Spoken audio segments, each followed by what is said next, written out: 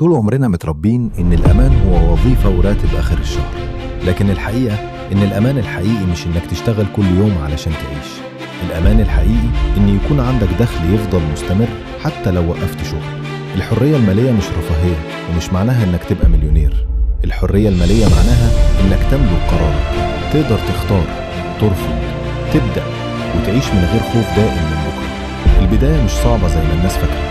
البداية إنك تفهم إن وقتك أغلى من إنك تديله بمرتب وبس. لازم يبقى عندك أصل أو مهارة أو مشروع، حاجة تكبر مع الوقت وتجيب لك دخل حتى وإنت مش موجود. كل جنيه بتوفره بذكاء، كل مهارة بتتعلمها، كل خطوة صغيرة بتاخدها النهاردة هي جزء من حريتك. السؤال مش هل الحرية المالية ممكنة؟ السؤال الحقيقي هل أنت مستعد تبدأ من النهاردة؟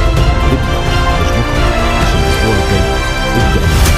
مش لازم تبقى جاهز 100% ولا معاك فلوس كتير ولا حتى عندك خطة كاملة.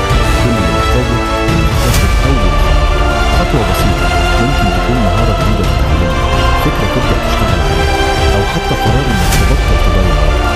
الناس اللي وصلت للحرية المالية ما كانوش أذكى منك ولا أحسن منك. الفرق الوحيد إنهم بدأوا وهم خايفين، بدأوا وهم مش جاهزين، لكن مع كل خطوة الطريق بدأ يوضح، ومع الوقت الخطوات الصغيرة بقت إنجازات كبيرة.